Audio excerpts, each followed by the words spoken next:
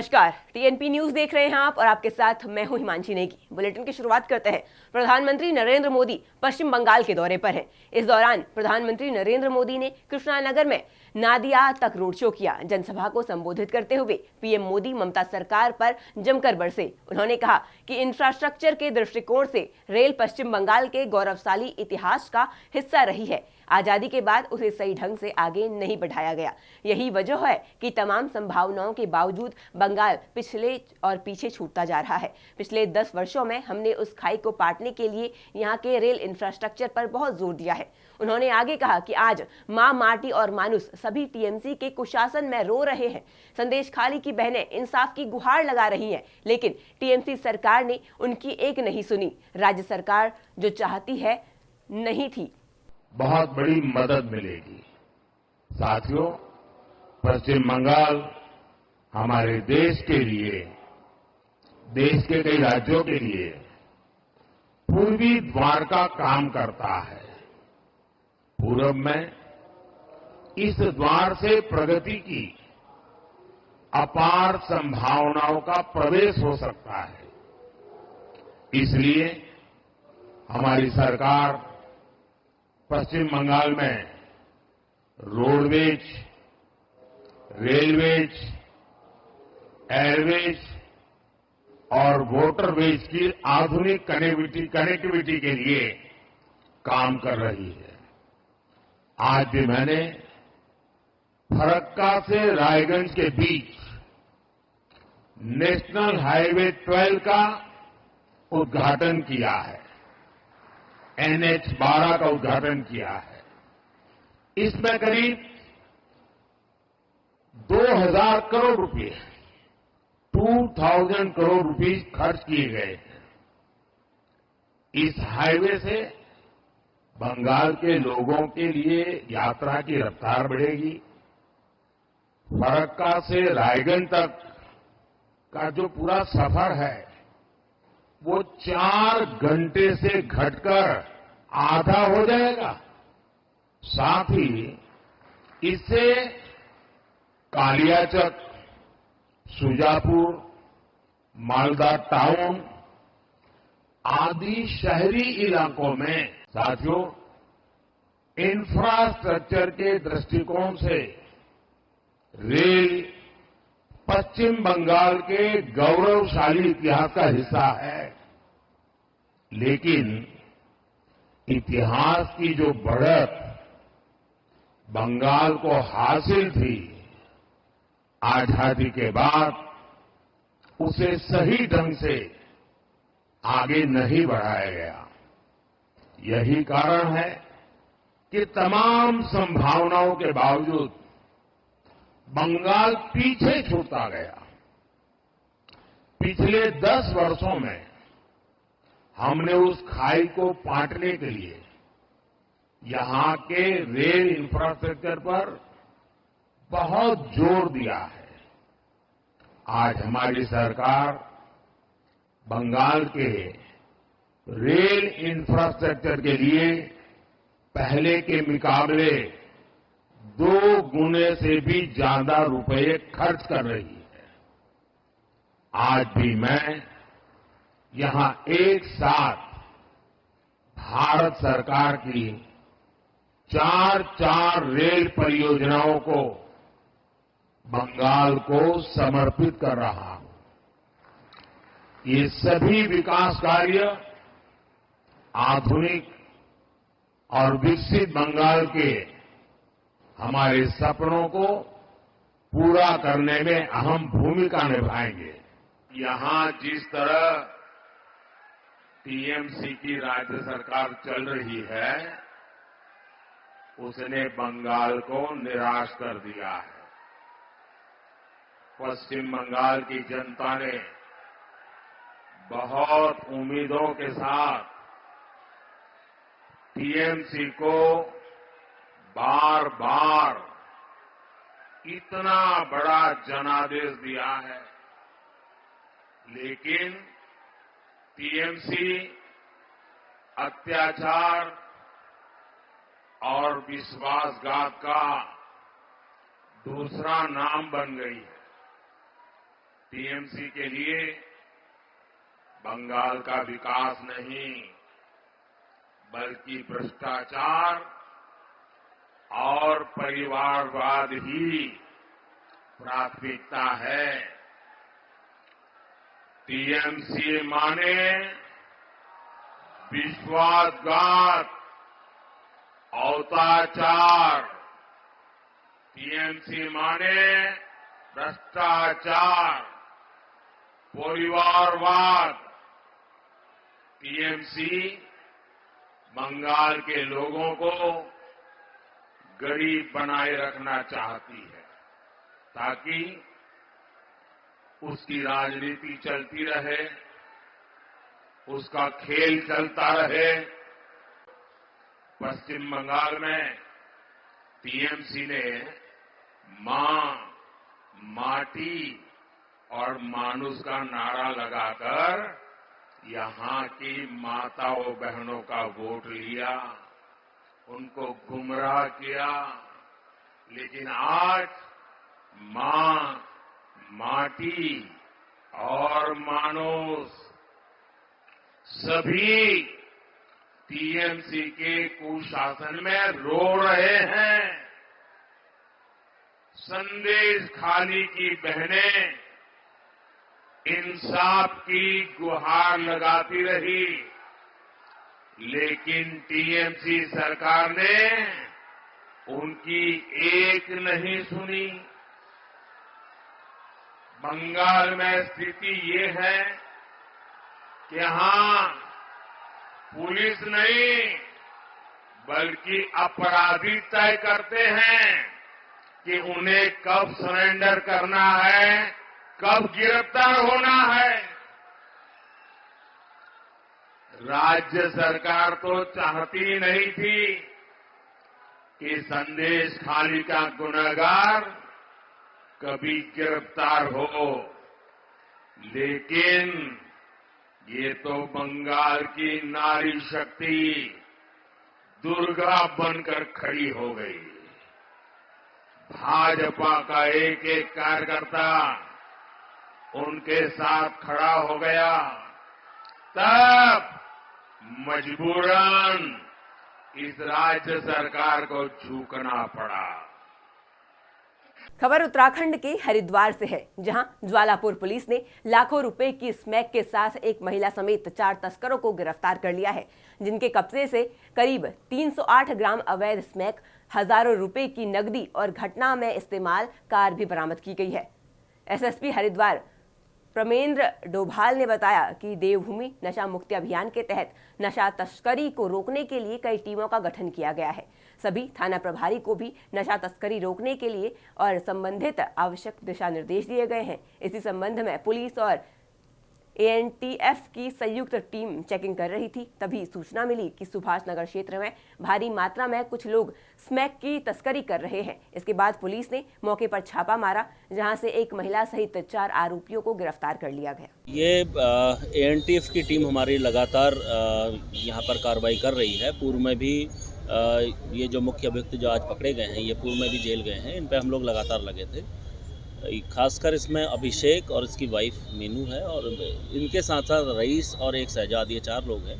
सूचना ये थी कि जो रईस और शहजाद हैं ये बरेली से कुछ सामान यहाँ लाके इन्होंने डील करना था स्मैक का, और इनके घर में ही ये डीलिंग तय की गई थी। एएनटीएफ के पास जो इनपुट था उस पर इन लोगों के द्वारा कार्रवाई की गई।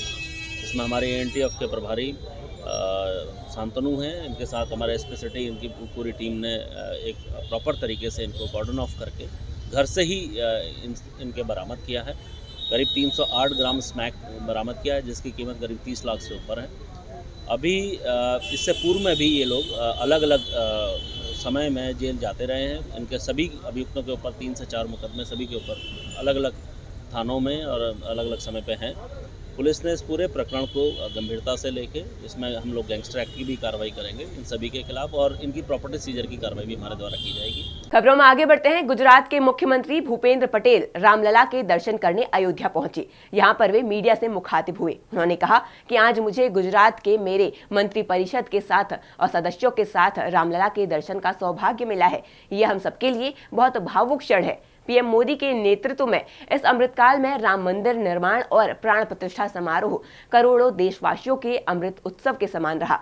हर एक हिंदू का संकल्प था कि अयोध्या में भव्य राम मंदिर का निर्माण होना चाहिए। आज मुझे गुजरात के मेरे मंत्री परिषद के सभी सदस्यों के साथ प्राचीन पावन नगरी अयोध्या में प्रभु श्री राम के भव्य मंदिर में रामलल्ला के दर्शन का सौभाग्य प्राप्त हुआ है। यह अवसर हम सब के लिए बहुत ही भावुक और श्रद्धापूर्ण अवसर है। विश्व के सर्वाधिक लोकप्रिय नेता और भारत के प्रधानमंत्री श्री नरेंद्र भाई मोदी जी के यशस्वी नेतृत्व में अयोध्या मंदिर में प्रभु श्री रामचंद्र जी को अलौकिक प्राण प्रतिष्ठा देश में नए कालचक्र के उद्भव का उद्घोष है। इतना ही नहीं, अगले 1000 वर्ष के लिए राम राज्य की स्थापना का एक तरह से यह संकल्प भी है। राम मंदिर भारत की दृष्टि का, दर्शन का और दिग्दर्शन का मंदिर बन गया है। आदरणीय प्रधानमंत्री श्री नरेंद्र भाई मोदी जी के नेतृत्व में देश इस अमृत काल में राम मंदिर निर्माण और रामलल्ला की प्राण प्रतिष्ठा करोड़ों देशवासियों के लिए अमृत उत्सव समान है। हर एक हिंदू का यह संकल्प था कि अयोध्या में भव्य राम मंदिर का निर्माण होना चाहिए। प्रभु श्री रामचंद्र की कृपा से ऐसे ऐतिहासिक मंदिर की भूमि पूजन और प्राण प्रतिष्ठा दोनों ही पवित्र कार्य का सौभाग्य माननीय प्रधानमंत्री श्री नरेंद्र भाई मोदी जी को प्राप्त हुआ। कर्नाटक के मुख्यमंत्री सिद्धारमैया ने रामेश्वरम कैफे विस्फोट में घायल हुए लोगों से मिलने के लिए ब्रुकफील्ड अस्पताल पहुंचे। यहां उन्होंने घायलों का हालचाल जाना। उससे पहले सीएम सिद्धारमैया ने कहा कि सरकार सभी मरीजों के इलाज का सारा खर्च खुद उठाएगी।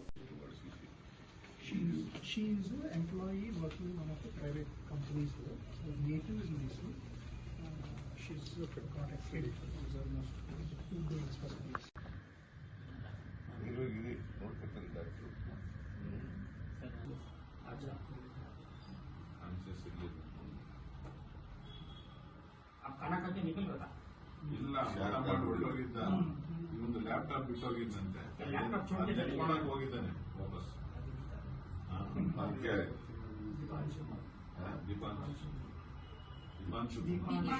एसपी दुमका से मिली जानकारी के अनुसार एक स्पेनिश महिला ने शिकायत की कि बीते रात हंसडीहा में थाना क्षेत्र में उसके साथ सामूहिक दुष्कर्म हुआ। पुलिस उसकी मेडिकल जांच समेत आवश्यक कार्रवाई कर रही है। 3 लोगों को हिरासत में लिया गया है। आगे की जांच चल रही है। वहीं इस मामले पर फूलो झानो मेडिकल कॉलेज के अधीक्षक अनुकरण पूर्ति ने कहा कि इस केस में उनका बयान है कि उनके साथ बुरा बर्ताव हुआ। उनकी स्थिति ठीक है और उनकी जान को किसी प्रकार का खतरा नहीं है। जांच चल रही है, मेडिकल जांच की जा रही है। देखिए, इस केस में जैसे कि उनका बयान है और कि जो है उनके साथ जो मिसहेप हुआ है, मैंने बुरा बर्ताव हुआ है, अब रेप हो या आगे की बात है वो अभी स्पष्ट अभी नहीं हुआ है। लेकिन जो है उनका जनरल कंडीशन, जो वाइटल कंडीशन है जो है वो ठीक है। उनको जान को किसी प्रकार का खतरा नहीं है और अभी जांच का प्रक्रिया चल रहा है। जांच में बोर्ड बनेगी। बोर्ड में जो है जिस गायनेकोलॉजिस्ट का ड्यूटी है उसके साथ में और एक डॉक्टर रहेंगे और उसका एज डिटर्मिनेशन के लिए जो है डेंटल से भी सर्जन रहेंगे। प्राइमा फेसी क्या लग रहा है? रेप की जो बात आ रही है यार, देखिए प्राइमा फेसी तो अभी कुछ बोला नहीं जा सकता है, लेकिन जो है वाइटल जो है मैंने उसके जीवन में ऐसा मैंने क्या बोलते हैं जान को खतरा नहीं है। झारखंड के रांची में हंसडीहा थाना क्षेत्र में बीती रात एक स्पेनिश महिला द्वारा उसके साथ सामूहिक दुष्कर्म किए जाने की शिकायत दर्ज की गई है। दर्ज मामले में झारखंड बीजेपी अध्यक्ष बाबूलाल मरांडी ने कहा, यह बहुत दुखद घटना है। मैंने डीजीपी से सुबह बात की है। पीड़ित का इलाज होना चाहिए और दोषियों के खिलाफ सख्त से सख्त कार्रवाई होनी चाहिए। दोषी पुलिस अफसरों को सस्पेंड कर उनके खिलाफ कार्रवाई की जानी चाहिए। देखिए, बहुत ही दुखद घटना है और मैंने डीजी पुलिस से भी बात किया है सवेरे, और मैंने कहा कि एक तो प्रॉपर उसका इलाज हो और जो भी उसके दोषी हैं उन लोगों को कठोर से कठोर सज़ा मिले, ताकि फिर कोई दूसरे लोग हिम्मत नहीं कर सके इस प्रकार के दरिंदगी करने की। और तीसरा मैंने कहा कि जो यहाँ पुलिस है वहाँ पर, इन लोगों को यहाँ से वहाँ तक सस्पेंड कर देना चाहिए, उन लोगों के ऊपर कार्रवाई होनी चाहिए। फिर जो जानकारी मिली थी कि वहाँ जहाँ घटना घटी वहाँ से फिर CH या सरैया 8 लोग ले गया, शायद मोटरसाइकिल से। मुझे लगा ये तो अमानवीय चेहरा पुलिस की लगती है, तो पुलिसों के ऊपर कार्रवाई होनी चाहिए। कानून व्यवस्था पहले ही झारखंड ध्वस्त कर चुका है। पर्यटन टूरिज्म की बार बार लोग बात करते हैं। अगर कोई विदेशी जो इस प्रकार से घूम रहे हैं और उनके साथ इस प्रकार के हादसा होगा तो बताओ झारखंड कौन आएगा? तो हम सब समाज का भी दायित्व बनता है और सरकार का विशेष दायित्व बनता है। खबरों में आगे बढ़ते हैं। इनकम टैक्स विभाग का एक्शन लगातार जारी है। आज आईटी की 15 से 20 टीमों ने कई जगहों पर छापेमारी की। आयकर विभाग ने कानपुर स्थित एक तंबाकू कंपनी के परिसर पर छापा मारा और 4.5 करोड़ रुपए जब्त किए हैं। इनकम टैक्स की ये छापेमारी 15 घंटों के बाद भी जारी है। विभाग ने ये रेड बंसीधर तंबाकू कंपनी के कई ठिकानों पर की है। कानपुर समेत 5 राज्यों में 15 से 20 टीम छापेमारी कर रही है। नयागंज स्थित बंसीधर एक्सपोर्ट और बंसीधर तंबाकू के यहां आयकर अधिकारी अभी भी लगातार जांच कर रहे हैं। सूत्रों में बताया गया है कि कंपनी ने 20 से 25 करोड़ का टर्नओवर बताया है, लेकिन वास्तव में टर्नओवर 100 से 150 करोड़ के आसपास है। अपने हिसाब किताब में दर्शाई गई कंपनी को फर्जी चेक जारी कर रही थी, जबकि अन्य बड़े पान मसाला घरानों को उत्पादन की आपूर्ति कर रही थी। अधिकारियों ने बताया कि आयकर टीम ने कंपनी और उनके मालिक की संपत्ति और आय के साथ साथ कई महत्वपूर्ण दस्तावेजों और लैपटॉप का भी मिलान किया है। खबर यूपी के मेरठ जिले से है। यहाँ कंकरखेड़ा क्षेत्र में एक तेंदुए ने कुत्ते को अपना शिकार बना लिया। तभी से आसपास के लोगों में तेंदुओं को लेकर दहशत का माहौल है। गांव वालों की शिकायत के बाद वन विभाग की टीम हरकत में आई और तेंदुए को पकड़ने की कोशिश में लगी हुई है। मेरे सामने पीयूष जैन जी का घर है, उनकी छत से वो तेंदुआ सड़क पे कूदा आर्यनगर कॉलोनी की, और मेरे बराबर में सुरेंद्र जी के नाम का एक मकान है जो बंद पड़ा है। उस मकान में से कूद करके हमारे मकान के पीछे खेत है वो वहाँ गया है, और खेत में उसके पंजे के निशान जब फॉरेस्ट टीम आई तो उन्होंने देखे पुष्टि की है कि वहाँ इस खेत में तेंदुआ आया है। अगली खबर यूपी के शामली से है। यहाँ ट्रैक्टर और कार की भिड़ंत में एक शख्स की मौत हो गई, वहीं करीब 8 लोग घायल हो गए, जिसके बाद मौके पर पहुंची पुलिस ने सभी घायलों को जिला अस्पताल में भर्ती कराया, जहां उनका इलाज जारी है। सभी घायल पानीपत और मुरादाबाद के रहने वाले हैं। यूपी के पीलीभीत जिले से एक बड़ी और अहम जानकारी आप तक पहुंचा रहे हैं। यहाँ एक महिला का शव फंदे से लटका हुआ मिला है। बताया जा रहा है कि मृतक महिला पावर प्लांट के कर्मचारी की पत्नी थी। बता दें, जब महिला का पति ड्यूटी से घर लौटा तो कमरे में पत्नी का शव लटका मिला, जिसके बाद उन्होंने पुलिस को इसकी सूचना दी। मौके पर पहुंची पुलिस ने जांच शुरू कर दी है। महिला के आत्महत्या के कारणों का भी पता लगा रही है। फिलहाल मेरे साथ इस बुलेटिन में इतना ही। तमाम खबरों के लिए बने रहें TNP न्यूज के साथ। नमस्कार।